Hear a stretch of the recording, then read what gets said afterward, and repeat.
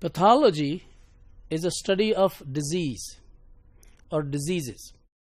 It includes the cause of the disease and also the pathogenesis. Pathogenesis is how the disease is established, what changes it brings about in the body that results in the disease. That's called pathogenesis.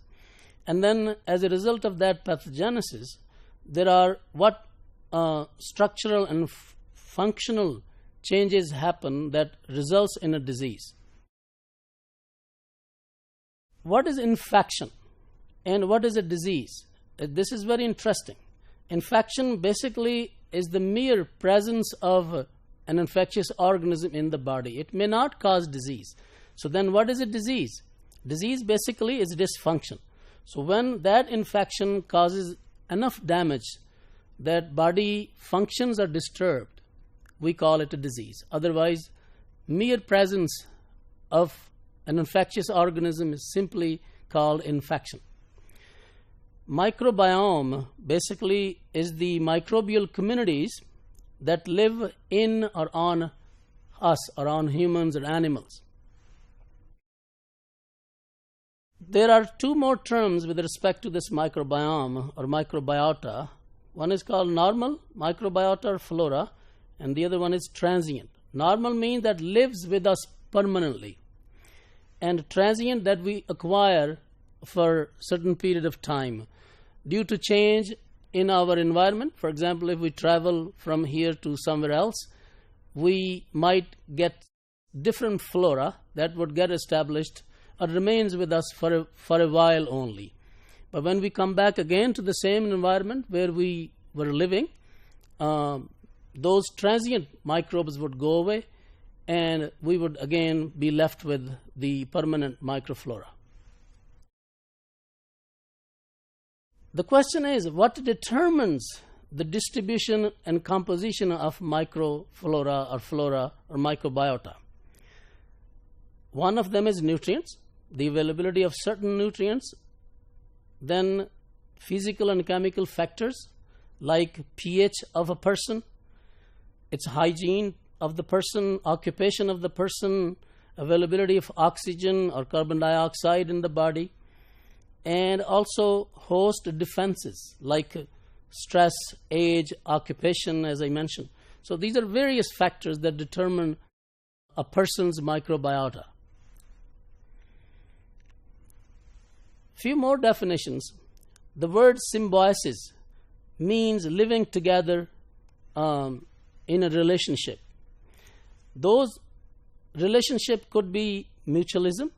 So it's a type of symbiosis where both parties are benefited. Then we have a parasitism where one is harmed, the other one is benefited. Like we have parasites in our body, those helminths, worms in the intestine or GI tract. Commensalism is another symbiosis, a symbiotic relationship where one is benefited, other is unharmed. And very good example would be E. coli present in our gut. It produces vitamins for us, but does not harm us.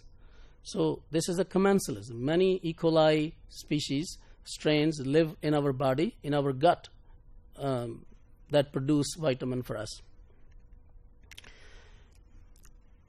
Another term is microbial antagonism. Basically, those organisms that live with us, they do not harm us normally when we are healthy, but they help us. They're beneficial for us.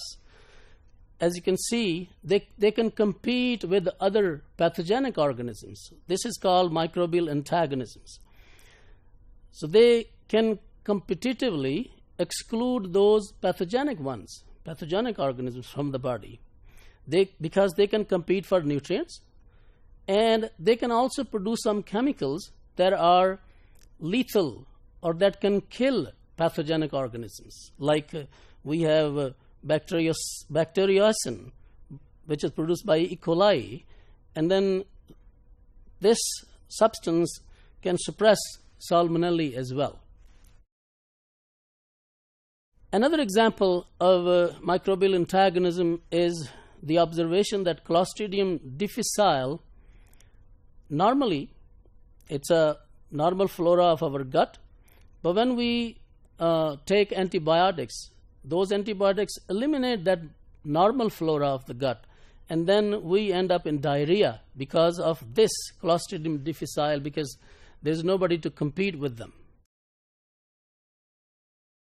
Opportunistic pathogens is another term that you must know. These are normal microbiota, but as I mentioned earlier, that under stressful conditions, they can cause harm to the body. So they're called opportunistic pathogens.